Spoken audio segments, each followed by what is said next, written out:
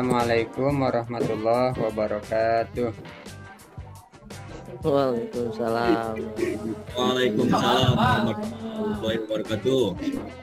Alhamdulillahirabbil alamin. Segala pujiannya milik Allah, Tuhan semesta alam. Allahumma sholli ala Sayyidina Muhammad wa ala alihi wa sahbihi ajmain. Semoga rahmat beserta kesejahteraan senantiasa tercurah kepada Nabi besar Muhammad Sallallahu Alaihi Wasallam, kepada para keluarga, para sahabat, dan semoga terlimpah pula kepada kita selaku umatnya. Amin ya Allah ya Rabbal Alamin. Bapak Ibu, saya secara pribadi mengucapkan banyak terima kasih atas kesediaannya untuk belajar bersama terkait dengan materi budaya positif. Perlu saya sampaikan bahwa berbagi dengan rekan sejawat ini ialah tugas saya, karena saya sendiri alhamdulillah sekarang sedang mengikuti PGP. Di akhir paket modul 1 itu ada tugas, yakni berbagi dengan rekan sejawat, seperti itu. Jadi saya mengucapkan sekali lagi banyak terima kasih kepada rekan-rekan atas kesediaannya untuk mengikuti kegiatan berbagi ini. Sebelumnya ingin ngecek dulu suaranya ada ini Bapak dan Ibu ya. Pak Wahyu Ada apa? ada, siap. Udah jelas. Siap kalau jelas. Langsung aja Bapak dan Ibu ya. Langsung aja izin untuk share screen. Izin untuk share screen. Nampak ya? Oke. Ada nih Pak En. Muncul nggak Pak En? Muncul. Muncul, siap. Terima kasih. Oke, berbagi dengan rekan guru terkait modul 1.4. Jadi modul 1.4 itu adalah terkait dengan budaya positif. Seperti itu. Ahmad, kemudian ini seperti biasa lambang-lambang dalam kurikulum Merdeka. Oke. Tujuan pertemuan kita pada kali ini adalah yang pertama, Bapak Ibu diharapkan dapat mengenal dan memahami tentang budaya positif. Itu yang pertama. Yang kedua, Bapak Ibu diharapkan dapat mengimplementasikan budaya positif dalam kegiatan pembelajaran keseharian. Seperti itu ya. Jadi yang pertama, kami harapkan Bapak Ibu mengenal dan memahami. Yang kedua, dapat mengimplementasikan.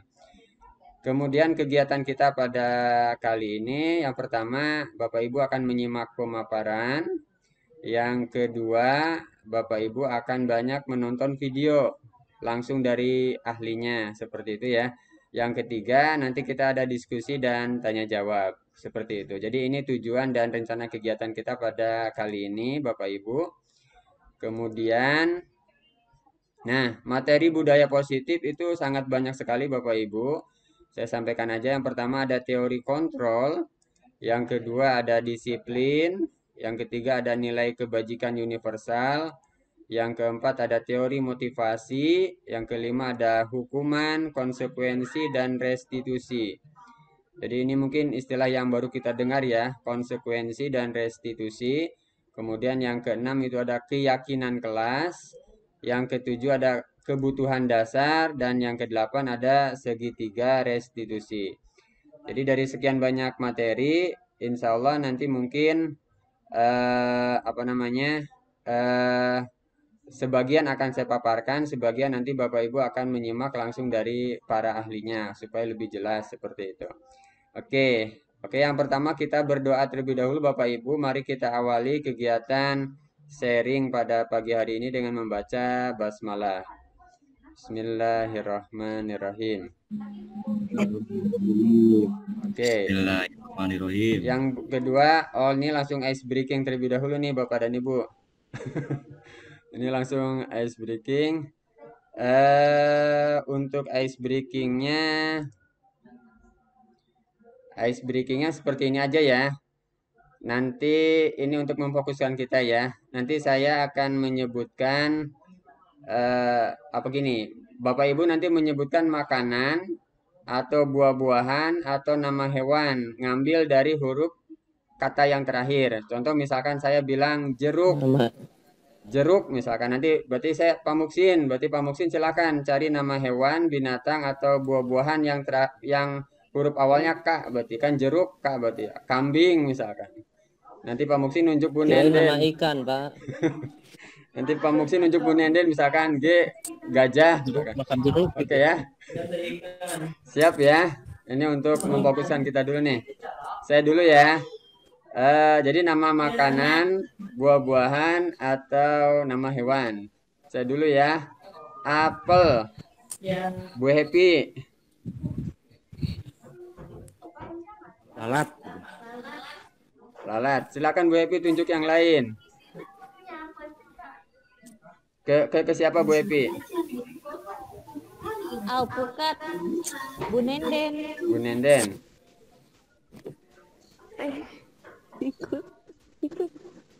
tikus, Tikus. Bu Nenden tunjuk.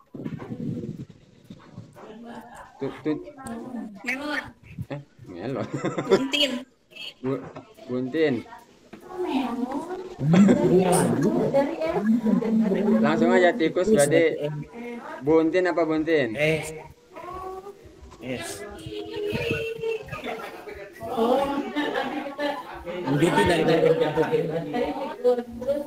S, nah.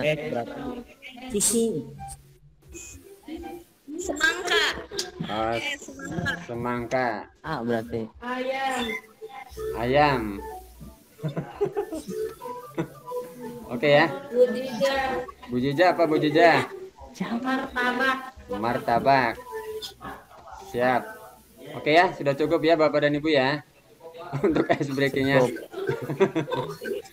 Jadi kita menyebutkan Kurang nama. mikir, usah. Oke. Pak Muksin belum Pak. Pak Muksin belum. Nanti Pak Muksin lah ice breaking yang kedua. Ice breaking yang kedua nanti Pak Muksin. Oke. Ice breaking udah.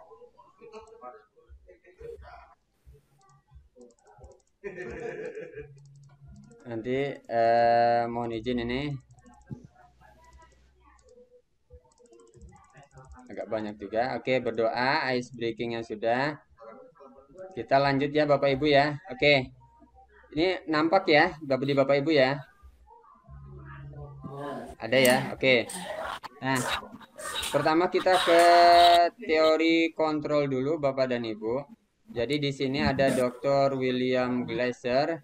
Jadi yang saya pahami tentang teori kontrol, di sini yang pertama dia meluruskan tentang beberapa miskonsepsi tentang makna kontrol. Jadi ada beberapa kesalahan konsep tentang makna kontrol, gitu ya. Yang pertama, jadi dia mengatakan bahwa ilusi guru mengontrol murid katanya.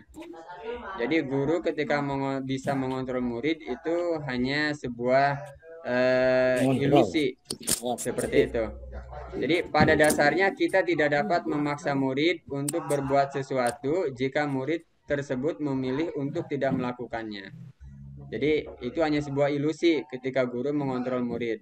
Yang kedua, ilusi bahwa semua penguatan positif, efektif, dan bermanfaat. Seperti itu. Jadi, penguatan positif atau bujukan adalah bentuk-bentuk kontrol. Segala usaha untuk mempengaruhi murid agar mengulangi suatu perilaku tertentu adalah suatu usaha untuk mengontrol murid. Jadi, ketika kita memberikan penguatan positif, efektif, dan bermakna, itu adalah sebuah ilusi. Seperti itu. Yang ketiga, ilusi bahwa kritik dan membuat orang merasa bersalah dapat menguatkan karakter. Jadi itu sebuah ilusi juga. Ketika kita mengkritik siswa atau ketika kita membuat siswa bersalah, itu dapat menguatkan karakternya, itu hanya sebuah ilusi. Bahkan di sini ketika kita menggunakan kritik dan rasa bersalah untuk mengontrol murid, itu kita menuju pada identitas yang gagal. Jadi siswa itu akan merasa dirinya seorang yang gagal. mereka belajar untuk merasa buruk tentang diri mereka, seperti itu. Nah, yang terakhir, yang keempat, ilusi bahwa orang dewasa memiliki hak untuk memaksa, seperti itu. Jadi ini mengenai teori kontrol yang meluruskan beberapa miskonsepsi tentang makna kontrol, seperti itu. Oke, kita lanjutkan Bapak Ibu. Nah, sekarang tentang makna disiplin, seperti itu ya. Disiplin itu kan sering kita dengar dalam keseharian. Mungkin disiplin lebih melekat ketika taat atau patuh terhadap suatu peraturan. Itu mungkin kita definisikan sebagai sebuah arti dari kata disiplin. Nah, di sini ada pendapat dari Dayana, dia mengatakan disiplin itu ternyata artinya belajar, gitu ya. Jadi disiplin itu belajar. Dayana menyatakan bahwa arti dari kata disiplin itu belajar, seperti itu. Jadi bisa juga diartikan sebagai murid atau pengikut, seperti itu. Jadi itu makna kata disiplin. Jadi disiplin ternyata lebih jauh, tidak hanya taat pada sebuah peraturan, tapi disiplin itu belajar maknanya. Sebagai pendidik, tujuan kita adalah menciptakan anak-anak yang memiliki disiplin diri sehingga mereka bisa berperilaku dengan mengacu pada nilai-nilai kebajikan universal dan memiliki motivasi intrinsik, motivasi yang berasal dari dalam dirinya, seperti itu. Oke. Nah, yang berikutnya Bapak Ibu, ada teori motivasi. Ya, ada teori motivasi. Nah, 3 motivasi perilaku manusia. Oke, semua perilaku kita Bapak Ibu, semua tindakan kita itu pasti didasari oleh salah satu dari ketiga motivasi yang ada. Itu pasti, apapun perbuatan kita, apapun perilaku kita, itu didasari oleh salah satu dari ketiga motivasi yang akan saya sebutkan sekarang. Yang pertama, motivasinya itu untuk menghindari ketidaknyamanan atau hukuman. Seperti itu. Jadi menghindari ketidaknyamanan atau hukuman. Ketika siswa diminta untuk datang tepat waktu, bisa saja dia termotivasi karena dia menghindari hukuman. Kan seperti itu ya. Itu motivasi perilaku yang pertama. Nah, di sini disebutkan bahwa motivasi seperti ini adalah motivasi dengan tingkat terendah. Tingkat terendah. Nah, yang kedua motivasinya adalah untuk mendapatkan imbalan atau penghargaan dari orang lain. Gitu ya. Jadi untuk mendapatkan imbalan atau penghargaan dari orang lain, ini satu tingkat di atas motivasi yang pertama. Contoh seperti ini. Ketika siswa mengerjakan atau mengumpulkan tugas tepat waktu, bisa jadi tindakannya itu termotivasi karena dia ingin mendapatkan pujian dari guru. Seperti itu. Seperti itu ya Bapak dan Ibu ya. Ini motivasi yang kedua. Jadi yang pertama itu untuk menghindari hukuman. Yang kedua ini untuk mendapatkan penghargaan. Nah, ini yang kita harapkan nih yang ketiga. Yang kita harapkan yang ketiga adalah untuk menjadi orang yang mereka inginkan dan menghargai dirinya sendiri dengan nilai-nilai yang dipercaya. Seperti itu. Tadi saya sudah mencontohkan, siswa datang tepat waktu. Kemungkinan dia datang tepat waktu bisa jadi termotivasi yang pertama, supaya tidak terkena hukuman. Misalkan terkena push up, atau terkena sanksi oleh guru. Atau bisa jadi dia ingin mendapatkan pujian. Pujian dalam arti supaya guru menyatakan di dalam kelas atau ketika apel si Anu datangnya tidak terlambat. Itu kan pujian. Nah, yang diharapkan kita sebagai guru itu dapat memotivasi yang ketiga. Jadi muncul motivasi dari diri siswa untuk melakukan perbuatan yang baik itu karena kesadaran. Jadi karena nilai-nilai yang mereka percayai. Jadi karena kesadaran, bukan karena menghindari dari ketidaknyamanan atau hukuman atau ingin mendapatkan penghargaan. Jadi bukan karena itu. Jadi diharapkan karena muncul kesadaran dari diri siswa bahwa melakukan suatu perbuatan yang baik itu adalah memang harus dilakukan dan itu perbuatan yang baik yang harus senantiasa dilakukan, seperti itu.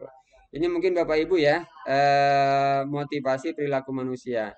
Motivasi yang pertama dan yang kedua itu adalah motivasi ekstrinsik Bapak dan Ibu. Jadi motivasi yang berasal dari luar. Jadi hukuman, penghargaan itu dari luar. Sementara motivasi yang ketiga itu motivasi yang intrinsik karena kesadaran dari diri siswa itu sendiri. Jadi karena kesadaran dari siswa itu sendiri untuk yang motivasi yang ketiga. Nah, sekarang Bapak Ibu, kita kembali kepada diri kita sebagai guru misalkan. Saya sendiri sebagai guru, contoh seperti inilah, contoh kecilnya gitulah. Ketika kita datang tepat waktu, kira-kira apa yang mendasari perilaku kita datang tepat waktu itu? Jadi motivasinya apa? Apakah karena kita ingin supaya absen kimopnya tidak terlambat? Atau karena kita ingin mendapat penghargaan dari pimpinan, dari Kepsek? Misalkan dalam rapat itu disebutkan bahwa Pak Anu datangnya tidak terlambat, itu kan mendapatkan penghargaan. Atau karena yang ketiga, kita datang tepat waktu karena memang datang tepat waktu itu kewajiban kita. Jadi kita sadar sendiri harus datang tepat waktu. Ini mah hanya contoh aja gitu ya. Jadi motivasi kita baik guru ataupun siswa itu pasti disadari apa bersandar pada salah satu dari tiga motivasi ini. Seperti itu ya Bapak dan Ibu ya. Nah, harapan kita sebagai guru tadi sudah saya sampaikan, siswa sadar untuk melakukan perbuatan yang baik itu muncul dari dirinya sendiri atau karena tadi motivasi intrinsik seperti itu. Seperti itu ya Bapak dan Ibu. Nah, yang berikutnya Bapak dan Ibu.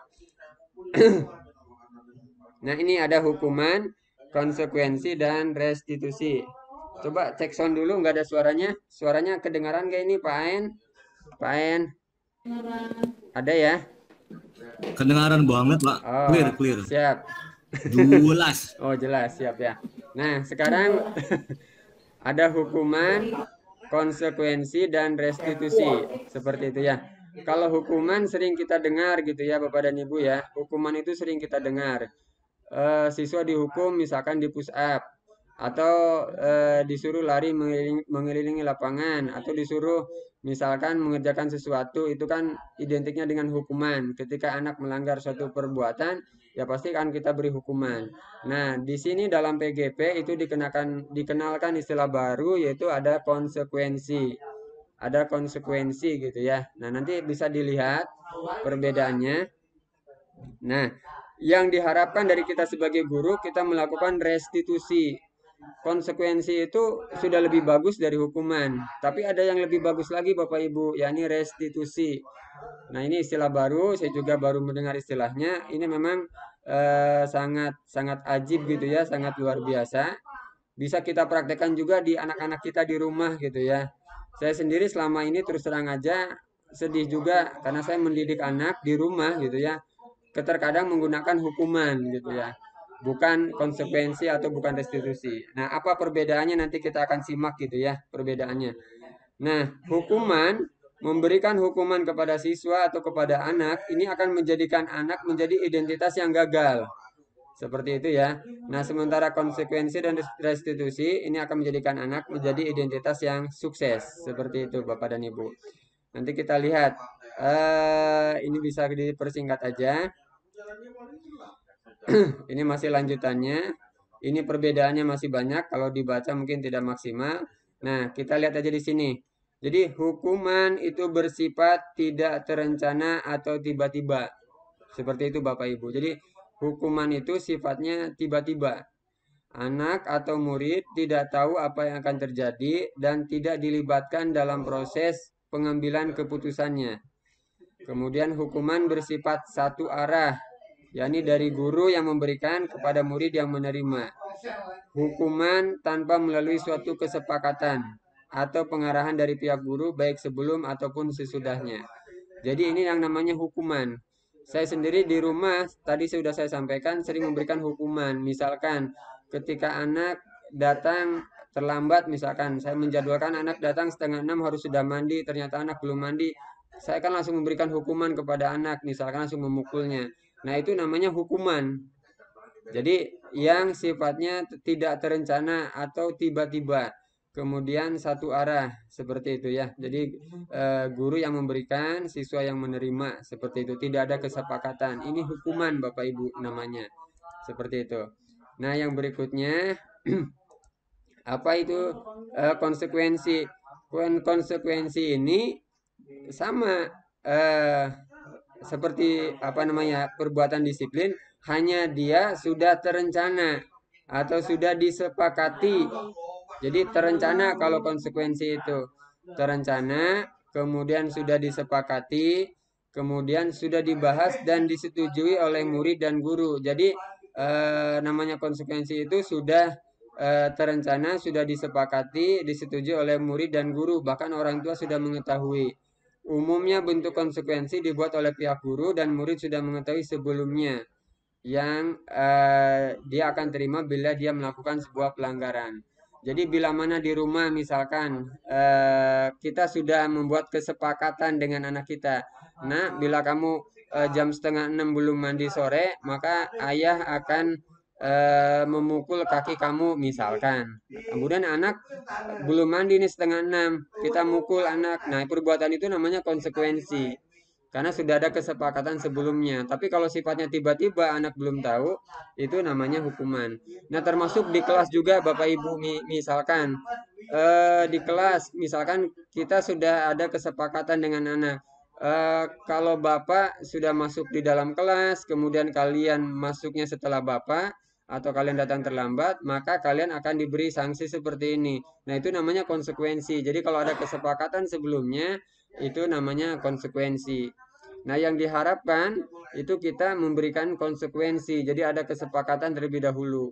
Seperti itu. Nah, yang lebih ajib lagi adalah kita memberikan restitusi Bapak dan Ibu. Jadi restitusi menurut dosen adalah proses menciptakan kondisi bagi murid untuk memperbaiki kesalahan mereka sehingga mereka bisa kembali ke dalam kelompok mereka dengan karakter yang lebih kuat. Nah, restitusi ini merupakan proses kolaboratif yang mengajarkan murid untuk mencari solusi dalam menghadapi masalah dan membantu murid berpikir tentang orang seperti apa yang mereka inginkan dan harus berbuat seperti apa. Jadi kalau restitusi ini jauh dari konsekuensi, lebih tinggi tingkatannya. Jadi ketika siswa berbuat suatu kesalahan, kita ajak ngobrol siswa itu. Kira-kira penyebabnya apa? Kok bisa dia melakukan perbuatan salah seperti itu? Jadi kita tanya penyebabnya apa. Kemudian kita nanya juga ke siswa, kira-kira solusinya bagaimana nih supaya perbuatan salah tadi bisa tidak terulang kembali seperti itu. Contoh ginilah, misalkan ada anak yang datang terlambat. Nah, kalau guru melakukan restitusi, yang pertama guru akan bertanya kira-kira penyebabnya apa. Biarkan siswa sendiri yang berbicara. Jadi anak sendiri yang berbicara menyampaikan penyebabnya, oh karena saya tidurnya terlalu larut malam Pak, misalkan. Oh karena saya lupa membunyikan alarm HP, misalkan. Nah, kemudian kita tanya kira-kira solusinya apa supaya kamu besok tidak bangun kesiangan lagi. Oh berarti saya main HP-nya jangan malam-malam. Oh berarti harus menghidupkan alarm. Jadi muncul solusi itu dari siswa itu sendiri. Jadi bukan dari guru seperti itu. Itu namanya restitusi. Nanti lebih jelas ada apa namanya ada videonya Bapak dan Ibu ya, ada film pendeknya lah seperti itu ya. Oke. Yang berikutnya, oke, kita langsung melihat video nih Bapak dan Ibu. Langsung ke melihat video. Video yang pertama itu adalah terkait dengan 5 kebutuhan dasar seperti itu. Nah, nanti di sini Bapak Ibu akan melihat video Bapak Ibu terkait 5 kebutuhan dasar 5 kebutuhan dasar manusia. Nah, di dalam video ini nanti kita akan paham kenapa sih kok siswa berbuat seperti itu. Jadi, ada penyebabnya. Setiap perilaku itu untuk memenuhi kebutuhan dasarnya. Jadi teori perilaku bunyinya seperti itu. Apapun yang kita lakukan, baik kita sebagai guru ataupun sebagai siswa atau anak, itu pasti untuk memenuhi kebutuhan dasarnya. Nanti kita akan lihat di sini ya. Mudah-mudahan suaranya bisa terdengar. Nanti izin dulu, saya ini dulu.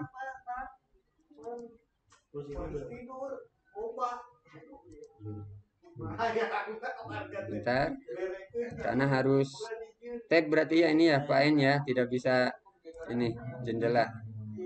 Tab jendela ya. Mana si ibu ini? Waduh, bentar ya.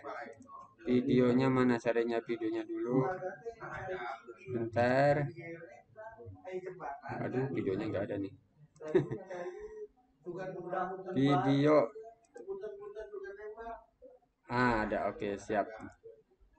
Alhamdulillah videonya ada. Oke.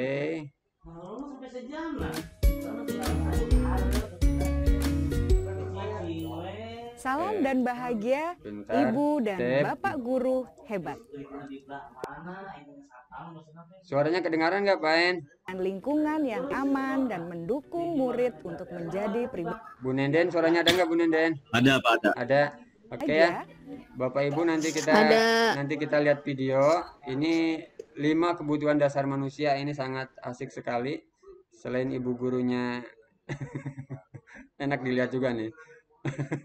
Oke, selamat menyaksikan Bapak Ibu.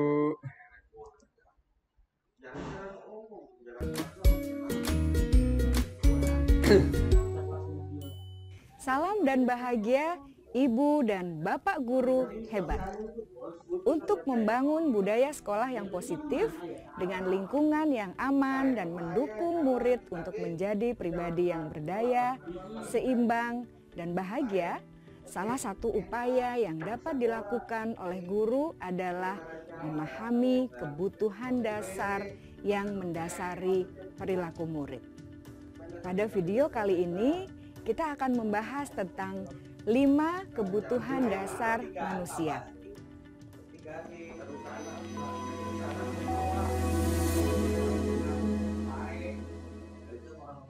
Ki Hajar Dewantara dalam salah satu kutipannya menyatakan, kita ambil contoh perbandingannya dengan hidup tumbuh-tumbuhan. Seorang petani dalam hakikatnya sama kewajibannya dengan seorang pendidik yang menanam padi misalnya. Hanya dapat menuntun tumbuhnya padi. Ia dapat memperbaiki kondisi tanah, memelihara tanaman padi, memberi pupuk dan air, membasmi ulat-ulat atau jamur-jamur yang mengganggu hidup tanaman padi, dan lain sebagainya. Ketika guru memahami kebutuhan apa yang mendasari perilaku murid, dan guru berusaha menuntun dan mendukung murid dalam memenuhi kebutuhannya secara positif, pada hakikatnya guru tersebut ibarat seorang petani yang sedang berusaha memahami kebutuhan masing-masing tanaman, dan ia berusaha memenuhi kebutuhan tanaman tersebut agar dapat tumbuh dengan subur dan maksimal. Dr. William Glasser, seorang psikiater dari Amerika Serikat, menyatakan bahwa seluruh tindakan manusia memiliki tujuan tertentu, yaitu memenuhi kebutuhan dasarnya. Ketika kelima kebutuhan dasar telah terpenuhi secara memadai, maka murid akan tumbuh dengan seimbang dan bahagia. Sebaliknya, ketika kebutuhan dasar tidak terpenuhi dengan baik, maka seseorang akan mengalami emosi negatif seperti bosan, sedih, dan kecewa. Bahkan mereka dapat melakukan perbuatan yang bertentangan dengan nilai-nilai kebajikan atau melanggar peraturan. Dengan kata lain, perilaku buruk seseorang biasanya adalah respons dari kebutuhan yang tidak terpenuhi. Namun, mereka tidak tahu cara untuk menyampaikannya. Ada 5 kebutuhan dasar manusia menurut Dr. William Glasser, yaitu yang pertama, kebutuhan untuk bertahan hidup atau survival. Yang kedua, kebutuhan untuk merasa diterima atau love and belonging. Yang ketiga, kebutuhan akan kebebasan atau freedom. Yang keempat, kebutuhan akan kesenangan atau fun. Dan yang kelima, kebutuhan akan penguasaan atau power.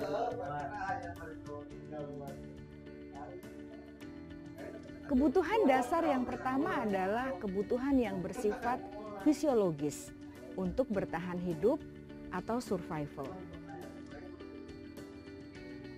Misalnya, kesehatan, rumah, dan makanan. Kebutuhan biologis sebagai bagian dari proses reproduksi, termasuk kebutuhan untuk tetap bertahan hidup. Kebutuhan untuk merasa aman juga termasuk dalam kebutuhan ini.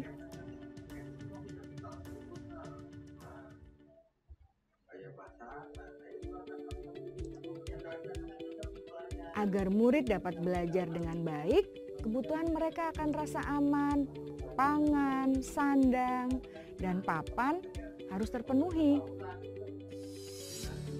Bagaimana mungkin mereka dapat belajar dengan baik bila mereka datang ke sekolah dengan perut yang lapar atau bila rumah mereka kebanjiran?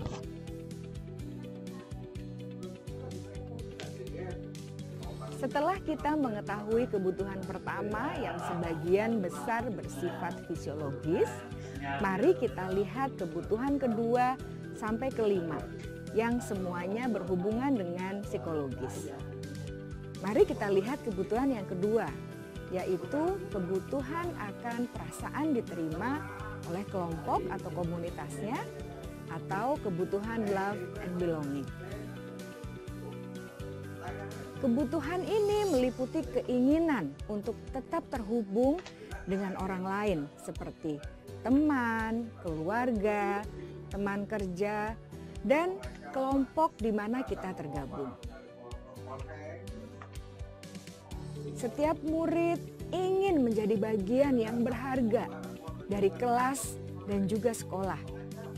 Mereka juga ingin diterima oleh orang lain dan kelompoknya. Bahkan murid yang terlihat paling cuek pun jauh di dasar hatinya pasti ingin merasa diterima.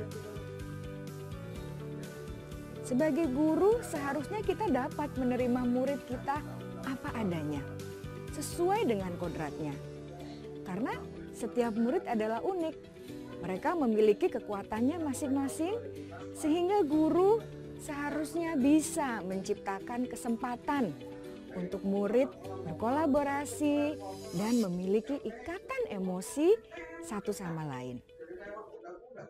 Murid-murid yang memiliki kebutuhan yang besar untuk merasa diterima, biasanya mereka belajar karena suka pada gurunya, dan mereka juga suka bekerja dalam kelompok. Kebutuhan yang ketiga adalah kebutuhan akan kebebasan atau kebutuhan membuat pilihan. Murid harus diberi kesempatan untuk membuat pilihan dan bertanggung jawab atas pilihan yang mereka telah ambil. Memberi mereka kebebasan bukan berarti membiarkan mereka melakukan apa saja yang mereka mau, melainkan lebih memberi mereka kesempatan untuk membuat pilihan, menyuarakan pendapat mereka dengan percaya diri, dan memberi mereka kesempatan untuk mencoba hal-hal yang baru. Pembelajaran dengan metode yang beragam dan menarik juga akan memenuhi kebutuhan murid tentang kebebasan ini. Pembelajaran berdiferensiasi di mana guru menyediakan beberapa jenis tugas yang bisa dipilih oleh murid sesuai minat mereka, sangat baik untuk mengembangkan murid menjadi lebih mandiri dan memiliki motivasi internal. Karena kebutuhan akan kebebasan pada dasarnya adalah kebutuhan untuk mandiri, memiliki otonomi, memiliki pilihan, dan mampu mengendalikan arah hidupnya sendiri.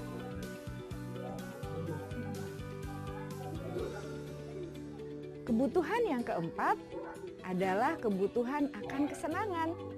Bayangkan Bapak Ibu, hidup tanpa rasa senang. Betapa menyedihkannya.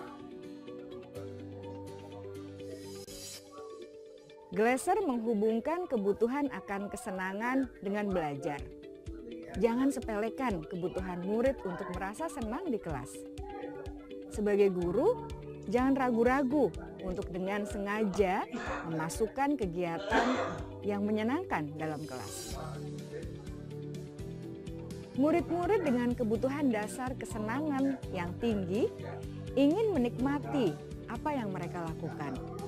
Mereka juga konsentrasi tinggi saat mengerjakan hal-hal yang disenangi.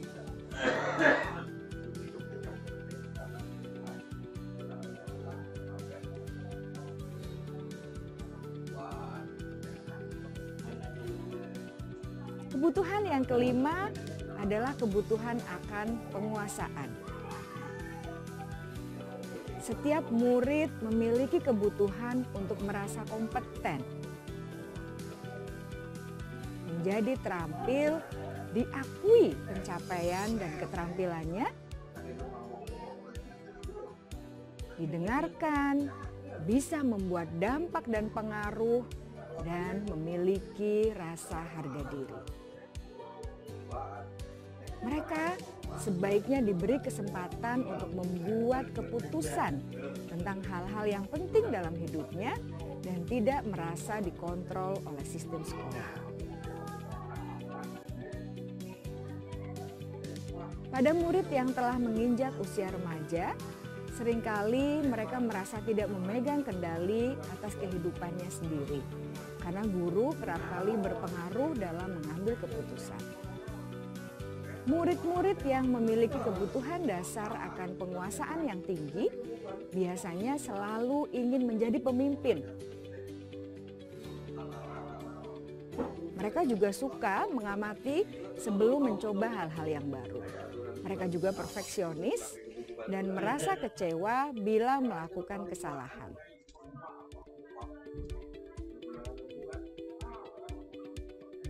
Ibu dan Bapak guru sangatlah penting bagi kita untuk mengetahui kebutuhan dasar murid-murid, agar kita memahami alasan di balik sikap dan tingkah laku mereka. Bila murid berperilaku buruk atau melanggar peraturan, sehingga tindakannya tidak sesuai dengan nilai-nilai kebajikan, maka guru harus mencari tahu alasan yang mendasari tindakan tersebut dan kebutuhan apa yang belum terpenuhi.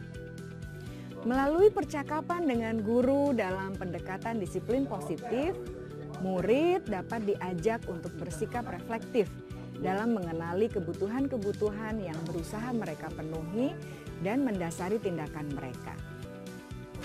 Jika guru mengabaikan perilaku buruk murid-murid, maka perilaku Oke. Cukup ya Bapak Ibu ya videonya ya. Jadi itu adalah penjelasan tentang 5 kebutuhan dasar manusia.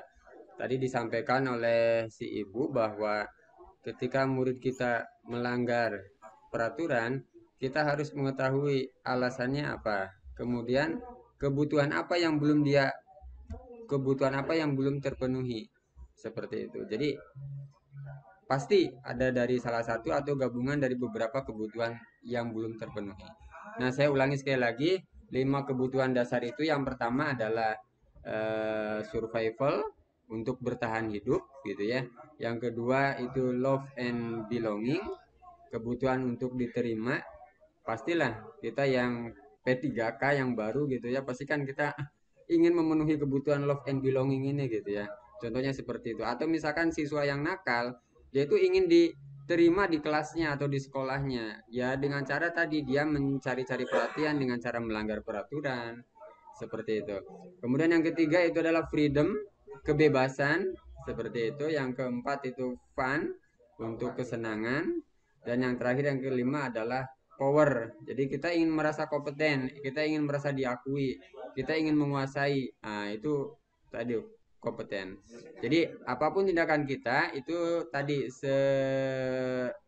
kalau menurut teori ini pasti bersumber atau didasari oleh keinginannya untuk memenuhi dari salah satu atau beberapa kebutuhan dasar hidupnya. Itu Bapak Ibu.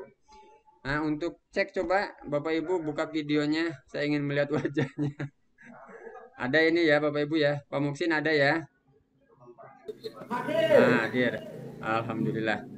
Melambaikan tangan. Hadir siap ya.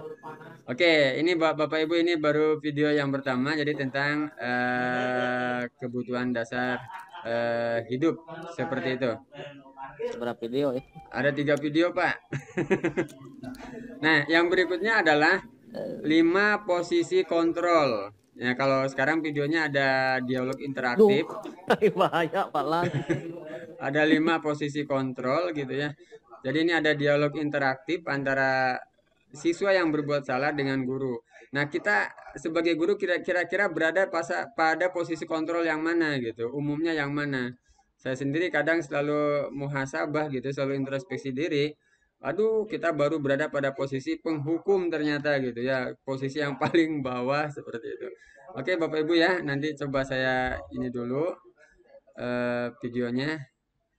5 kebutuhan dasar sudah, berarti 5 posisi kontrol sekarang ya.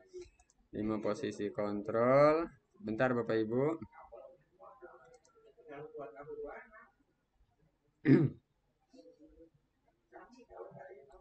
5 posisi kontrol. Videonya mana ini ya? Nah, ada. Alhamdulillah ada. Baca letot Pak nyariosna. Kok juga ayam? Wait. Kok bisa? Tadi. No surprise, hewan juga Ada memiliki Pak jenis Ed. kelamin. Kalau hen itu adalah induk ayam, sedangkan Gimana? Suaranya kedengaran nggak Bapak Ibu? Hati-hati Pak Muksin ya. Ada suaranya, Pak En? Siap. Ada ya? Salam bahagia Cek sound dulu, ada suaranya Pak En? Obat. Ada, jelas banget Pak. Oh, jelas banget, siap. Nah, ini ada dialog, nanti kita melihat ada siswa yang melanggar peraturan. Gurunya di sini ada, dia memposisikan dalam posisi 5 gitu ya, dalam 5 posisi. Nah, nanti disimak ya. Ibu dan Bapak guru hebat. Dalam penerapan disiplin positif restitusi, salah satu program yang dikembangkan adalah 5 posisi kontrol. 5 posisi kontrol dalam restitusi adalah proses perjalanan seorang pendidik agar dapat mengenali dirinya. Pada video kali ini, kita akan membahas tentang 5 posisi kontrol yang dikembangkan oleh Diane Gossen dan contoh penerapannya.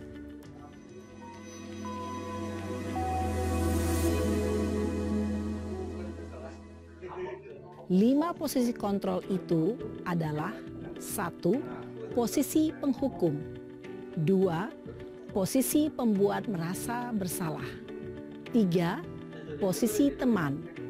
4. Posisi pemantau atau monitor. Dan 5. Posisi manajer.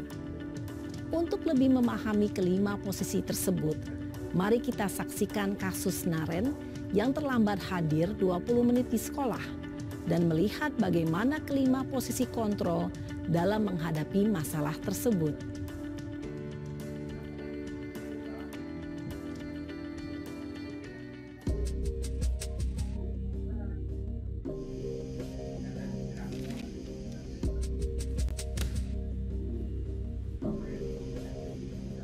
Naren! Sini kamu! Selamat pagi Bu. Selalu terlambat. Kamu deh, pasti terlambat. Maaf Bu, saya... Apa? Apa coba? Alasan kamu apa lagi? Kapan sih kamu tidak terlambat? Malas sekali ya kamu jadi anak. Saya... Dasar pemalas. Gak kapok-kapok sih kamu. Sudah berapa kali terlambat? Sana, kamu keliling lapangan basket 2 kali. Kenapa saya harus keliling lapangan basket Bu? Kenapa? Kamu mau lawan ibu? Berani-beraninya jawab. Sudah terlambat, masih berani jawab pula. Sekarang keliling lapangan basket 5 kali sekalian, biar kapok. Cepat, pergi sana ke lapangan basket. Posisi penghukum biasanya berbicara dengan nada tinggi, menghardik, menunjuk-nunjuk, menyakiti, dan menyindir. Hukuman bisa berupa fisik maupun psikis. Ibu dan bapak guru hebat. Dampak yang terjadi pada murid ketika guru berada pada posisi penghukum adalah murid cenderung akan memberontak, bahkan menyimpan dendam.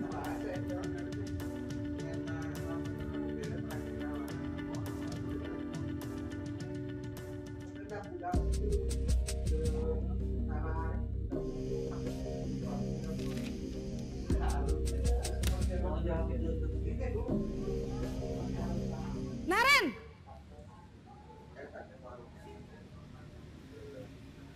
Selamat pagi, Bu. Naren. Kamu kenapa terlambat lagi, Nak? Ya Tuhan, Naren. Kamu senang ya bikin ibu susah ya? Kalau kamu terlambat lagi, nanti ibu yang ditegur bapak kepala sekolah, Nak. Disangka ibu tidak bisa membina kamu. Duh, gimana ini? Maaf, Bu. Duh, Gusti Naren. Kamu suka ya kalau ibu ditegur bapak kepala sekolah? Terus, sekarang ibu harus tulis apa ini di buku absen? Ini kamu sudah sering terlambat loh. Ibu harus apa coba? Maaf, Bu. Maaf sekali. Ya sudah, lain kali jangan bikin ibu susah lagi ya, Nak ya. Ibu tidak akan kuat lagi kalau kamu begini terus. Bisa jantungan kalau ibu ditegur bapak kepala sekolah. Sana cepat ke kelas. Maaf ya, Bu. Maaf sekali. Posisi pembuat rasa bersalah berbicara dengan nada tenang, cenderung lembut. Namun kata-kata yang diutarakan membuat murid merasa menjadi orang yang gagal. Memandang buruk dirinya sendiri, merasa tidak berharga, dan tidak sanggup membahagiakan orang lain. Ketika guru mengambil posisi pembuat rasa bersalah, murid akan menganggap dirinya yang bersalah dan ia akan menyimpan emosi negatif tersebut di dalam dirinya.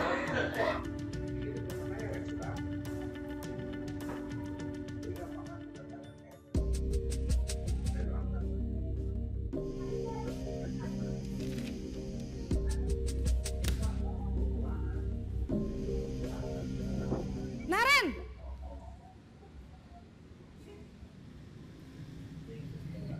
Selamat pagi, Bu. Wah, sudah jam berapa ini, Nak? Terlambat lagi ya, sayang. Iya, Bu. Habis ibu saya lupa bangunkan saya, Bu. Kamu malah menyalahkan ibu kamu. Kamu bukannya anak yang larinya paling kencang. Kok terlambat sih? Iya, Bu. Saya memang terlambat bangun tadi. Jadi, biarpun saya lari kencang, tetap gak kekejar, Bu. Ya sudah sana. Nanti lain kali larinya lebih kenceng lagi ya. Biar gak terlambat lagi. Bikin seneng ibu. Demi ibu. Bisa kan? Bisa lah, Bu. Ya sudah sana masuk kelas. Ibu beresin urusan absen kamu. Kamu ini ada-ada saja. Dalam posisi teman, guru berbicara dengan nada suara ramah, akrab, cenderung bersenda gurau untuk menjaga suasana tetap santai. Murid akan merasa senang, aman, dan akrab dengan guru. Identitas yang tercipta adalah identitas sukses atau berhasil. Namun, perlu diingat, karena ini masih dorongan eksternal, maka ada faktor ketergantungan dari murid kepada orang tertentu. Di sini guru absennya, sehingga di lain waktu murid bisa berperilaku baik, namun hanya kepada orang-orang tertentu saja.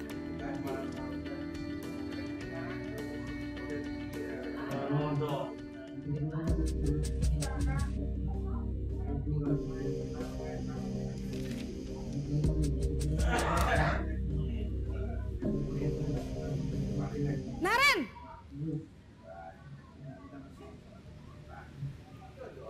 Selamat pagi, Bu. Naren, apa peraturan sekolah kita tentang jam berapa kita harus masuk sekolah, Nak? harus di sekolah jam 7, Bu. Iya betul, sekarang sudah jam 7.20. Naren sudah tahu konsekuensinya jika terlambat hadir. Paham, Bu. Saya harus tinggal kelas pas jam istirahat selama 20 menit. Iya benar, konsekuensinya demikian. Jadi nanti jam 9.30 pas istirahat, kamu harus tinggal di kelas, kerjakan tugas tambahan untuk ketertinggalan kamu, ya. Baik, Bu.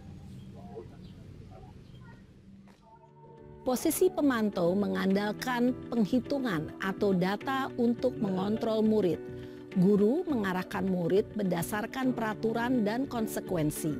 Seorang pemantau menunjukkan bahasa tubuh dan ekspresi wajah yang datar dan cenderung formal.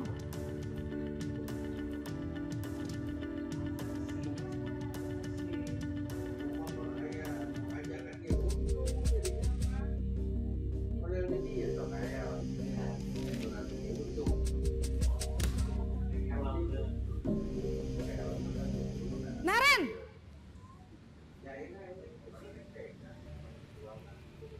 Selamat pagi, Bu. Selamat pagi, Naren. Maaf, Bu. Saya terlambat. Iya, sekolah masuknya jam 7, sekarang sudah jam 7.20. Jadi sekarang bagaimana ini, Naren? Maaf, Bu. Saya lupa setel alarm saya semalam. Baiklah, menurut kamu, keyakinan sekolah yang mana yang perlu kamu tingkatkan? Menghargai diri sendiri dan orang lain mungkin ya, Bu. Setuju. Jadi, apakah Naren meyakini prinsip saling menghormati tersebut? Iya, Bu. Saya meyakininya. Apakah Naren bersedia memperbaiki masalah keterlambatan ini? Bersedia, Bu. Bagaimana kamu akan perbaiki masalah keterlambatan ini? Saya akan coba untuk tidak lupa menyetel alarm saya, Bu. Baik, kalau Naren lupa menyetel alarm di rumah, ada orang yang kira-kira bisa bantu mengingatkan tidak? Ada, Bu. Kakak saya, Kak Ema. Ada lagi selain Kak Ema? Selain Kak Ema, ada ibu saya. Baik, jadi yang mengingatkan Naren adalah Kak Ema dan ibu kamu ya? Kira-kira akan mulai setel alarm kapan nih, Naren? Setelah pulang sekolah, akan segera saya lakukan. Baik, jadi Naren akan setel alarm untuk bangun besok pagi dan akan diingatkan oleh kakak dan ibunda Naren ya.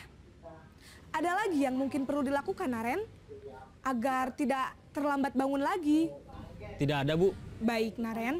Terima kasih untuk kerjasama kamu. Sekarang kamu perlu kembali ke kelas untuk belajar. Baik, Bu. Terima kasih. Posisi manajer adalah posisi kontrol yang disarankan untuk membimbing murid memiliki sikap disiplin yang positif, yaitu murid yang mandiri, bertanggung jawab, dan dapat memecahkan masalah. Tujuan dari posisi ini adalah agar murid dapat berefleksi atas tindakannya. Guru akan dengan tulus memberikan pertanyaan-pertanyaan bermakna, sehingga membuat murid dapat belajar dari kesalahannya dan mencari sebuah solusi untuk menyelesaikannya. Oke, Bapak dan Ibu, itu tadi 5 posisi kontrol kita sebagai seorang guru. Kira-kira kita ada di posisi mana biasanya Bapak dan Ibu nih, mayoritas? Bu Am, di posisi mana Bu Am biasanya Bu Am? Bu Am? Atau Pak Wahyu? Pak Wahyu?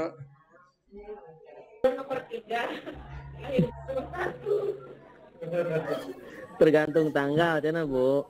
Bu. Oh, tergantung tanggal. Pak En di posisi mana Pak En? Kalau tanya di posisi mana ya rata-rata kita semua jadi kalau greget lah kalau lihat anak yang salah atau terlambatnya itu rata-rata kita berada di posisi nomor 1, posisi penghukum Ya. dengan nada tinggi dan ya selalu menyalahkan lah tanpa kita tahu alasan, tanpa kita tahu mendengarkan dulu alasan dari si anak tersebut, seperti itu. Siap. Bu Am gimana? Pak Ya gimana Bu Gina? Kalau gini sih ya, untuk kalau di kelas gitu, Alhamdulillah udah nomor 5, Pak. Jadi meskipun anak terlambat gitu, kenapa bisa terlambat gitu. Kalau misalkan terlambat masuk kelas gitu, Pak, ditanya dulu kenapa terlambatnya, misalkan ini gitu. Baru ya udah masuk, lain kali jangan seperti itu lagi. Gitu, Pak. Nuhun. Siap, luar biasa begini nih udah pada posisi manajer. Bu Am gimana Bu Am nih? Sangat berkembang nih Bu Am. Nah, kalau saya sih Pak, seperti Pak Wahyu mungkin Pak, tergantung situasi. Kalau memang anaknya yang bisa, misalnya posisinya tadi di dalam kelas, biasanya kan memang seperti itu, ada aba-aba dulu gitu ya. Dan habis dari mana, kenapa terlambat seperti itu.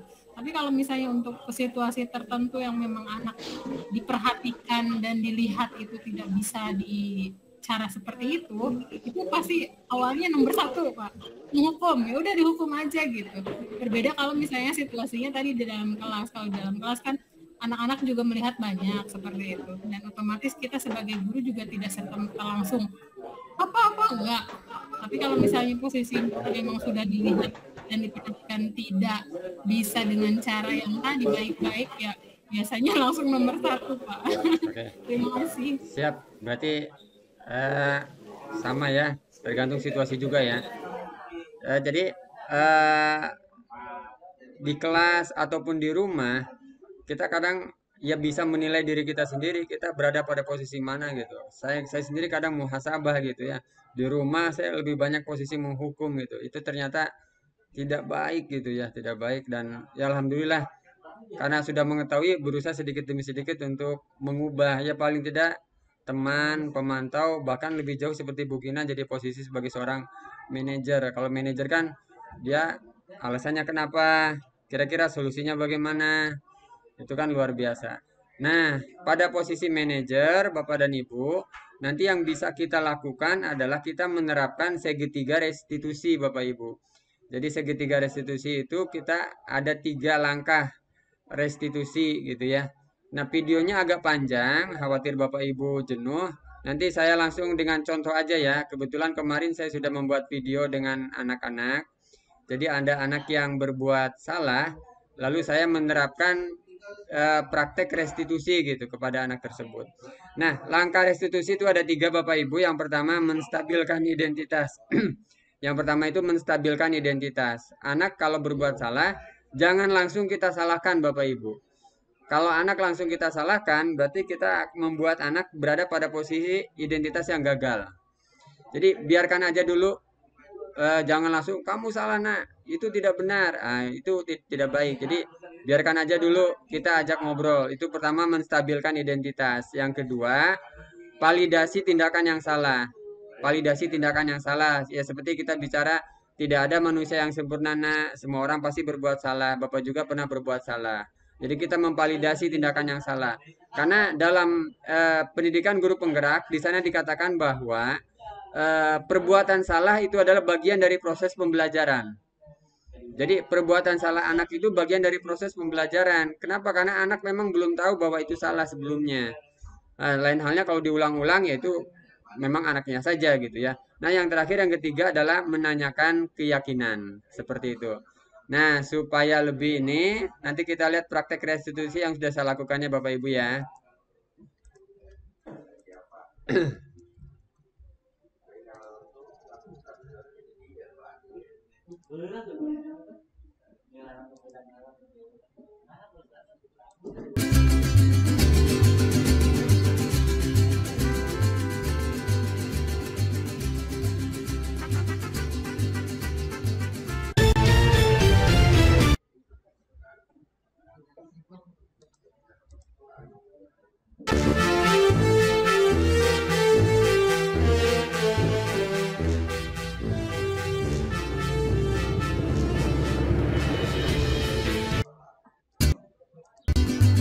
Suaranya ada nggak Bu Am? Bu Am suaranya ada tadi? Ada ya, siap. Bapak Ibu ya, ini praktek restitusi yang sudah dilaksanakan. Praktek segitiga restitusi pada siswa. Oke, bentar saya setting dulu.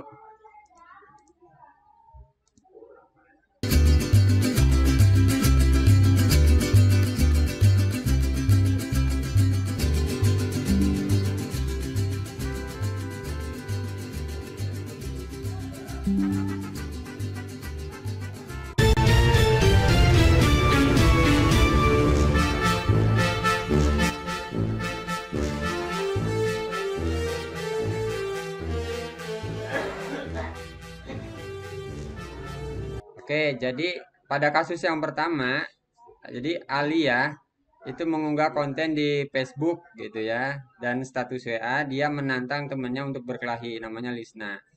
Jadi konten itu terbaca oleh teman-temannya, kemudian dilaporkan ke wali kelasnya, saya gitu ya. Teman-temannya khawatir akan terjadi perkelahian. Nah, setelah diselidiki ternyata Alia tersinggung atas perbuatan Lisna padanya. Nah, ini praktek segitiga restitusinya Bapak Ibu.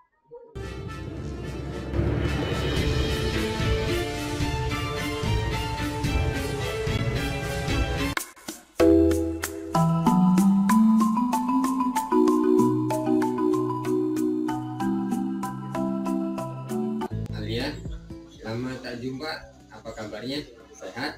Iya Pak, sehat. Nah, wajahmu kelihatannya marah dan kesal seperti itu.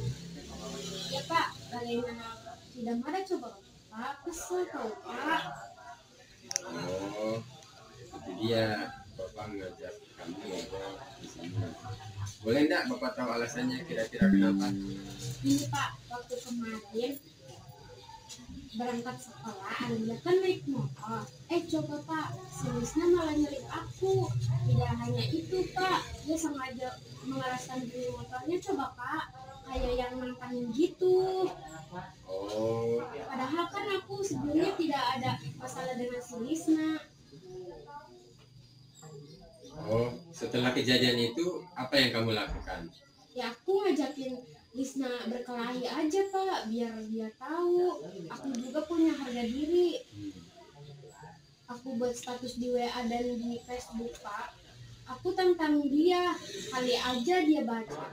Kalau ia terima tantangan, ya aku siap Pak. Lagian apa salah aku sih Pak? Kan sebelumnya tidak ada masalah. Baiklah Alia, Bapak sudah senang kamu jujur dan terbuka ke Bapak. Bapak tidak bermaksud menyalahkan kamu atau mencari siapa yang salah. Bapak ingin ada solusi dari masalah ini. Iya Pak. Kamu berhak merasa seperti itu. Apalagi kamu tidak tahu alasan Lisna melakukan hal itu kepada kamu. Sekali lagi Bapak tanya kepada kamu, memastikan aja apa ada alasan lain kamu berbuat seperti itu. Enggak kok Pak, enggak ada alasan lain, hanya itu tadi Pak. Saya kesal aja, sudah Lisna nyelip motorku, malah ngerasin bunyi motornya lagi. Aku kan jadi emosi Pak, langsung saja aku nantangin gitu Pak di WA dan di FB. Oh, baiklah, bila tidak ada alasan lain. Bapak rasa kamu boleh bersikap seperti itu, karena kamu merasa tak ada masalah. Iya Pak. Oke, sekarang yuk kita bicara keyakinan kelas. Kira-kira keyakinan kelas yang mana yang belum kamu tunjukkan? Menghormati orang lain Pak, meskipun. Nah, itu bila sudah ingat dan sadar akan keyakinan kelas kita, Bapak minta kamu memperbaiki sikapmu ke depannya. Kamu tidak membuat status atau konten yang berisi ancaman atau tantangan ke orang lain. Nah, sekarang bagaimana menurutmu cara untuk mengetahui penyebab Lisna melakukan seperti ini ke kamu? Kayaknya saya harus bertanya langsung ke Lisna Pak tentang alasannya. Siapa tahu Lisna ada alasan yang memang membuat aku paham Pak. Ya, itu yang Bapak inginkan. Sekarang coba temui Lisna dan cari tahu alasannya kenapa berbuat seperti itu. Bapak yakin kamu dan Lisna dapat menyelesaikan masalah ini. Baik Pak, siap Pak. Kalau begitu saya permisi ya Pak. Ya silakan, Bapak sangat senang mendengarnya. Sama Pak, terima kasih Pak. Assalamualaikum warahmatullahi wabarakatuh. Terima kasih Bapak Ibu Guru. Oke, ini ada kasus yang kedua, Bapak dan Ibu. Kasus yang kedua ini, Lisna duduk di depan kelas sambil makan dan minum. Jadi Lisna duduk di depan kelas sambil makan dan minum, kemudian sampah bekas makanan dan minumannya dibuang sembarangan. Ini terlihat oleh guru. Nah, ini langkah restitusinya Bapak Ibu ya.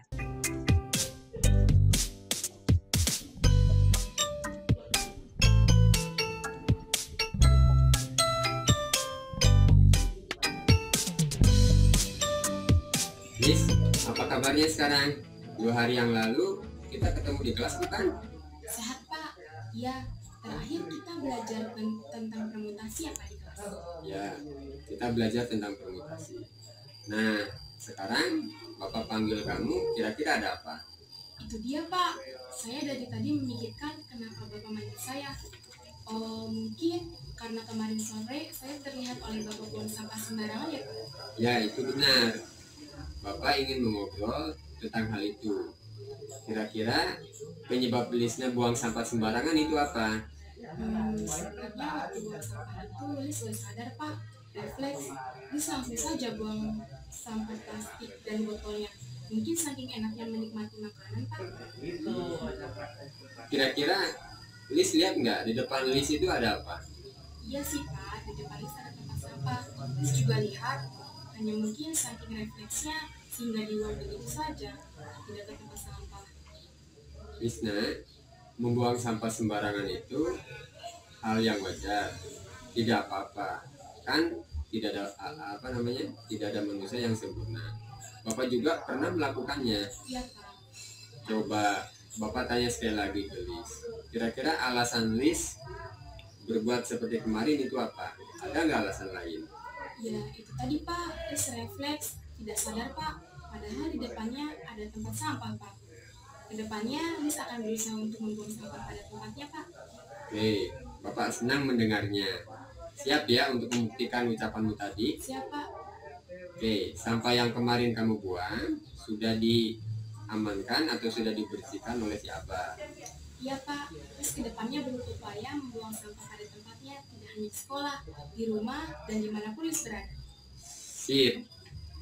Lis, kira-kira masih ingat enggak keyakinan kelas yang mana yang belum kamu tunjukkan? Yang mana ya Pak? Sepertinya keyakinan menjaga kebersihan Pak. Nah, itu menjaga kebersihan. Coba, menjaga kebersihan itu tanggung jawab siapa? Tanggung jawab kita semua Pak. Ya, tuh kamu sudah paham. Baik Pak, Lis akan memulai untuk melaksanakannya Pak. Ya, itu saja ya. Bapak sekali lagi sangat senang mendengarnya. Silakan kembali ke kelas. Ya, Bapak juga terima kasih pada.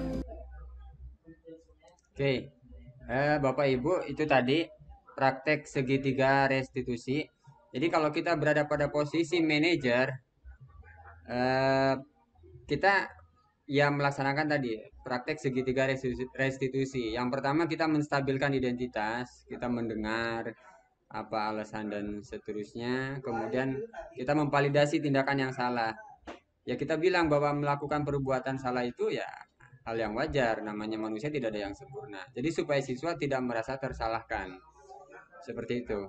Jadi kalau tadi posisi siswa negatif, kemudian kita nolkan, kita stabilkan dulu. Nah, baru kita masuk ke yang ketiga, menanyakan keyakinan. Jadi keyakinan apa yang belum dia laksanakan? Nah, dia kan nanti akan menjawab, oh keyakinan yang ini. Seperti itu. Nah, baru kita masuk. Solusinya kira-kira apa? Kedepannya supaya tidak terulang bagaimana?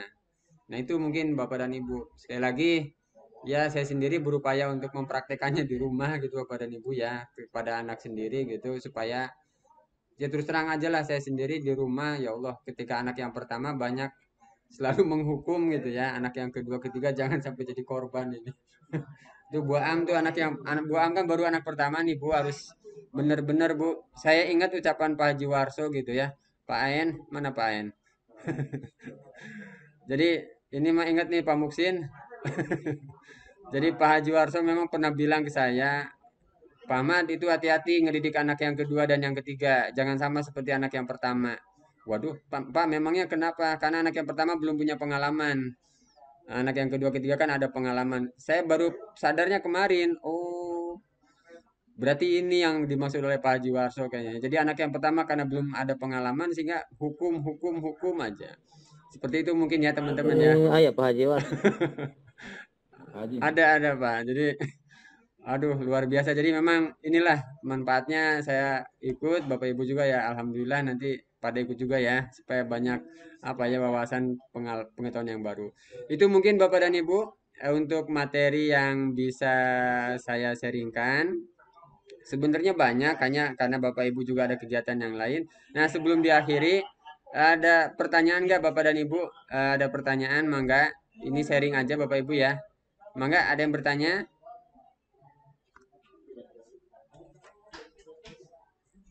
Pak Aen, Bu Nenden, oh Bu Am. Bu Am, mangga Bu Am. Assalamualaikum warahmatullahi wabarakatuh. Waalaikumsalam warahmatullahi wabarakatuh. Sebelumnya mohon maaf Pak, tadi agak telat karena ada sesuatu dulu. Jadi mungkin tadi materinya sedikit terpotong dan tadi membahas tentang hukuman, konsekuensi, dan satu lagi restitusi ya Pak ya? Ya. Kalau misalnya tadi karena terpotong, jadi apa sih penjelasannya juga terpotong Pak? Kira-kira perbedaan antara ketiga itu apa Pak? Oke. Hukuman, terus konsekuensi dengan restitusi itu seperti apa? Mohon penjelasannya kembali dan mohon maaf. Terima kasih Pak. Assalamualaikum. Waalaikumsalam warahmatullahi wabarakatuh. Terima kasih Bu Am. Tadi perbedaan itu ya, hukuman, konsekuensi dengan restitusi. Yang berikutnya mangga. Ada lagi yang akan bertanya? Silakan.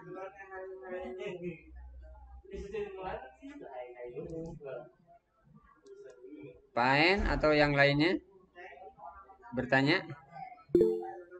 Oh, Pak En, mangga Pak En. Pak En suaranya, oke. Siap, terima kasih Pak Haji atas waktunya. Assalamualaikum warahmatullahi wabarakatuh. Waalaikumsalam warahmatullahi wabarakatuh.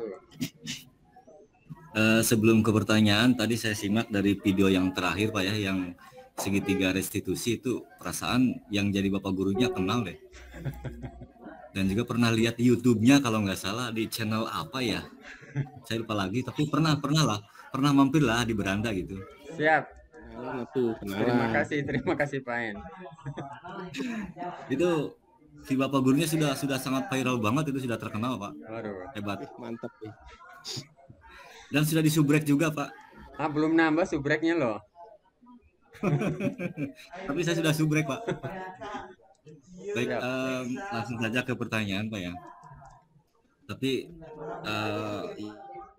ya tadi juga mungkin sama seperti Bu Am, kalau Bu Am tadi agak terlambat masuk, kalau saya di sini jaringannya agak kurang bagus, jadi lup dan juga banyak apa interupsi tadi itu, banyak gangguan ya dari siswa yang konsul dan sebagainya tentang laporan, tentang bimbingan laporan dan sebagainya, sehingga yang tadi pas video ya, pas penyampaian video yang posisi kontrol, aduh saya takut keceletot nih Pak. Posisi kontrol ya, yang posisi kontrol itu saya yang simak itu yang awalnya gitu. Nah, yang posisi kontrol itu yang saya simak itu yang awalnya saja, yang ke belakangnya tadi ada interupsi. Sehingga saya harapkan Pak Haji sudi kiranya untuk kembali menjelaskan dan menyebutkan posisi 5 kontrol tersebut. Itu saja mungkin. Terima kasih Pak Haji. Assalamualaikum warahmatullahi wabarakatuh. Waalaikumsalam warahmatullahi wabarakatuh. Terima kasih Pak En. Cukup ya 2 saja ya, karena waktunya udah agak ini nih. Pak Alan mau bertanya juga? Kalau boleh. Mangga Pak Alan. Kalau enggak nanti nyambung aja. Mangga Pak Alan.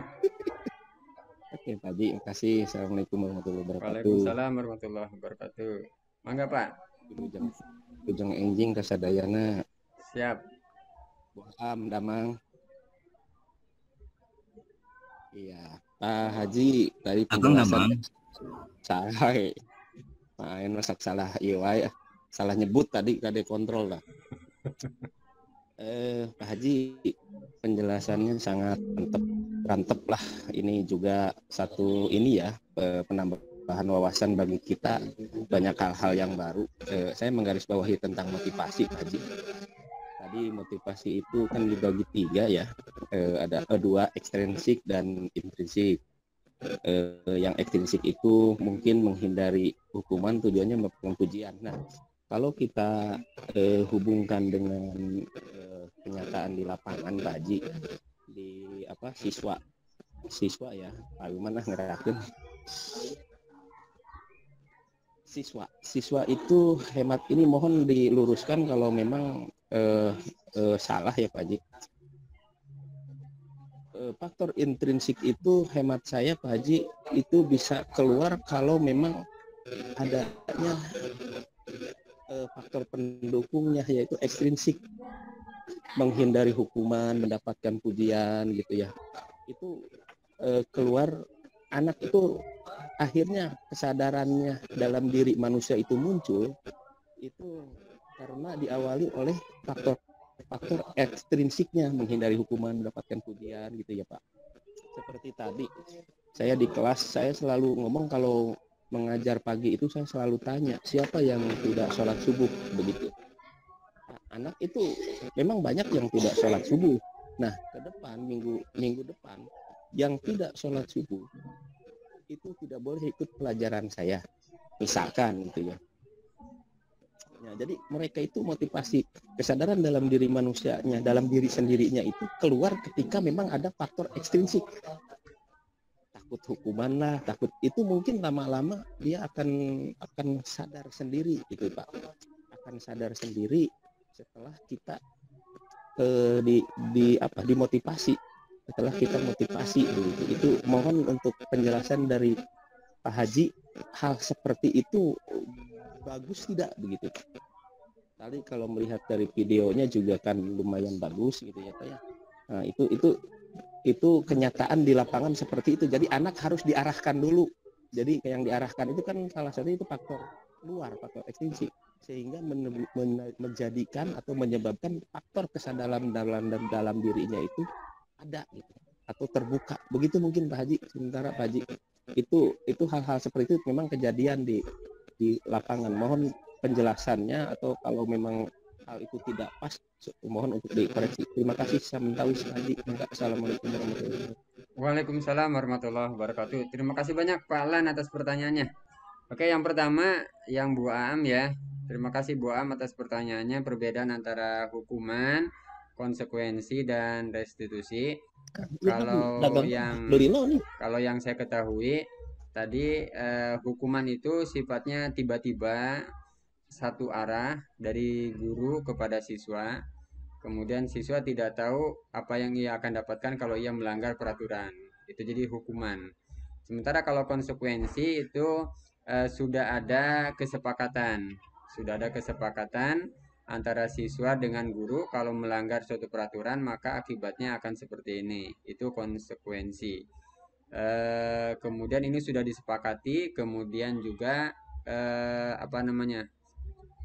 keduanya memang sama-sama ekstrinsik gitu ya, dari luar juga, motivasi ekstrinsik untuk hukuman dan konsekuensi. Sementara kalau untuk restitusi itu proses untuk mengembalikan siswa kepada jati dirinya. Kenapa disebut proses mengembalikan? Karena tadi kita tidak menyalahkan siswa, kita tidak langsung memberikan punishment atau hukuman, tapi kita tanya-tanya dulu penyebabnya apa. Kan pasti ada penyebab gitu ya. Kemudian kita tanya solusinya kira-kira supaya tidak terulang atau terjadi lagi apa. Seperti itu. Itu mungkin Bu Am ya, secara singkat ya. Jadi itu perbedaan hukuman, konsekuensi, dan restitusi. Yang diharapkan kita sebagai guru harus melaksanakan restitusi. Tadi langkah-langkahnya ya, menstabilkan identitas, validasi tindakan yang salah, dan menanyakan keyakinan. Nah, untuk yang Pak Ustadz Aen, posisi kontrol gitu ya. Posisi kontrol itu jangan Ustadz Pak. Hah? Jangan manggil Ustadz. Jangan manggil Ustadz. Ya udah Pak Guru. Kiai. Pak Kiai. Pak Guru Aen ini. Pak Aen, 5 posisi kontrol. Terima kasih pertanyaannya ya. Pertama itu posisi kita sebagai penghukum, Pak. Kalau penghukum ini nadanya agak tinggi, langsung sambil tunjuk-tunjuk tangan juga gitu ya. Pokoknya kita langsung memberikan judgement, anak tidak diberi kesempatan sama sekali untuk menyampaikan atau untuk berbicara gitu ya. Itu penghukum. Kemudian yang kedua, pembuat merasa bersalah. Jadi kita seolah-olah menyalahkan diri kita sendiri. Nah, kalau kamu berbuat seperti itu lagi, nanti Bapak harus bilang apa ke Bapak Kepala Sekolah. Atau misalkan kalau ibu-ibu di rumah gitu ya, Dek, jangan begitu dong, Dek, nanti ibu dimarahin oleh ayah. Itu kan sama, itu pembuat merasa bersalah. Jadi kita membuat anak menjadi bersalah gitu ya. Jadi kan umumnya seperti itu gitu ya. Nanti, Jang, tongkos itu tuh Jang, nanti ibu dicarikan ke bapak misalkan. Itu kan pembuat merasa bersalah. Jadi seolah-olah kita itu nanti disalahkan oleh orang lain atas perbuatan anak. Nah, yang ketiga itu teman. Ya, seperti teman. Ya bagaimana lah, kalau kadang kan kita memposisikan seperti itu ya, dengan siswa sebagai teman seperti itu. Ini dari kata-kata atau bahasanya pun ya, ya sama seperti teman, hai, apa kabar. Jadi tidak ada jarak lah seperti itu. Nah, yang keempat pemantau, Pak. Kalau pemantau itu berdasarkan data atau aturan. Masuk sekolah jam berapa? Sekarang sudah jam berapa? Gitu ya. Lebih cenderung apa ya, berdasarkan peraturan lah. Nah, yang terakhir itu manajer. Ini yang diharapkan. Kalau posisi manajer berarti dia sudah melaksanakan segitiga restitusi seperti itu, Pak En. Kalau saya yakin lah Pak En, guru senior sudah makan asam garam, kayaknya sudah berada pada posisi manajer gitu ya, sama seperti Ibu Gina gitu. Mantap Pak En, sip. Luar biasa nih Pak En. Oke, itu mungkin Pak En.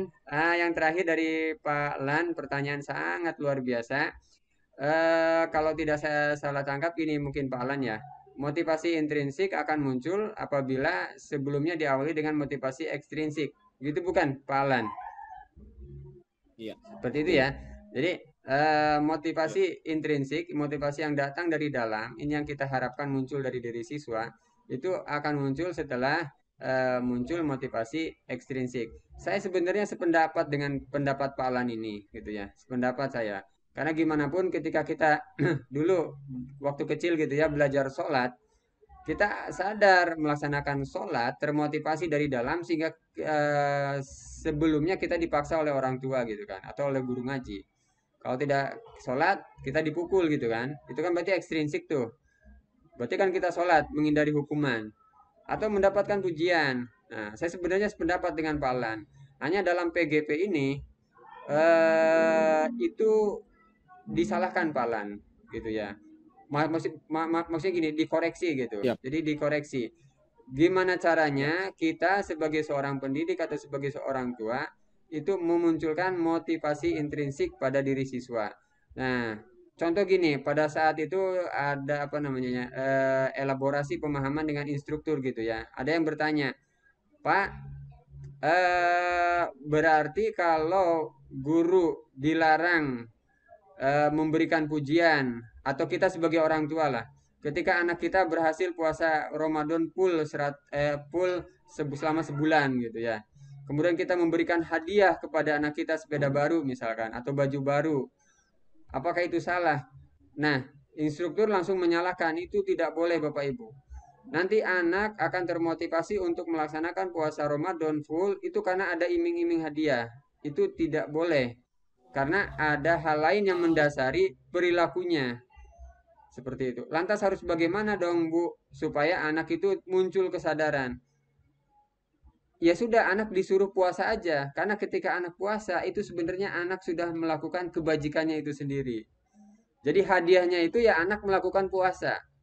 Jadi dengan puasanya anak selama 1 bulan full, yaitu hadiahnya. Jadi tidak usah diberi hadiah tambahan. Seperti itu. Nah, kadang saya juga berpikir kepada ya saya sendiri gitu Pak Lan ya.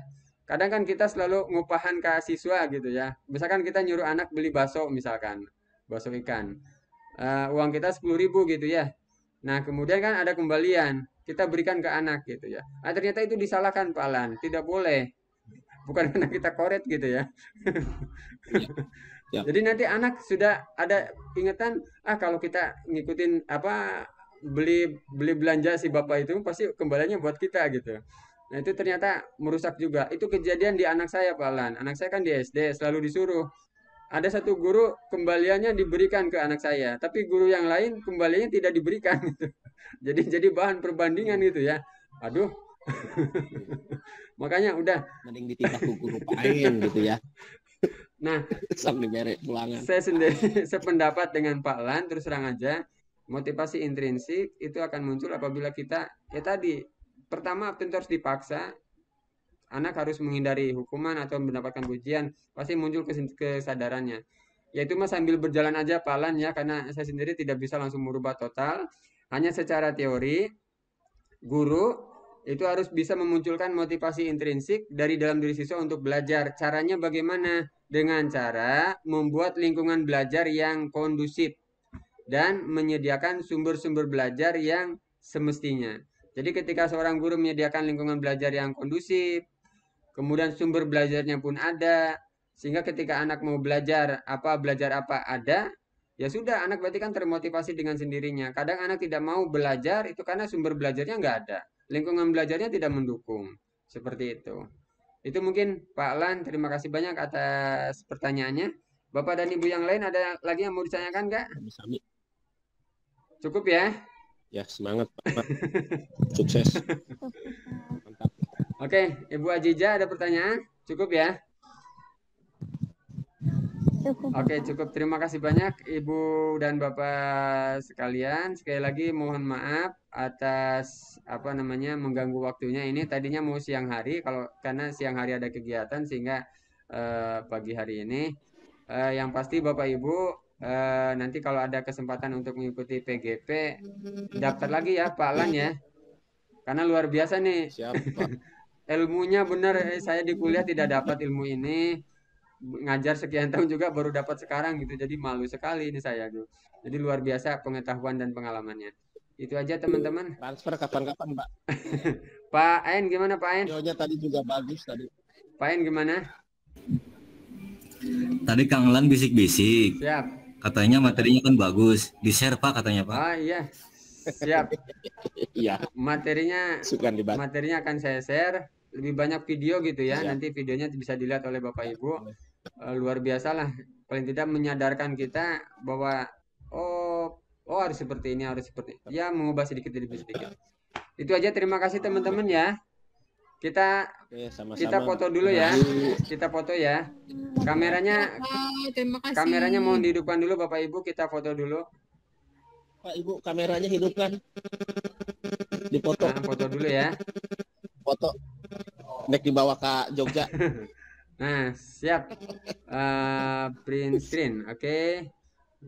Posisi gantengnya Pak En. 1, 2, print screen. 1, 2. Oke, siap. Atur nuhun Bapak Ibu. Terima kasih banyak atas waktunya sekali lagi ya. Jazakumullah khairan katsiran, nuhun pisan tos dibantos abdi. Luar biasa Pak Haji. Sukses. Siap. Terus. Siap, amin. Terima kasih, Mbak. Atur nuhun diakhiri. Good luck. Good luck. Diakhiri, wassalamualaikum warahmatullahi wabarakatuh. Waalaikumsalam. Warahmatullahi wabarakatuh. Siap.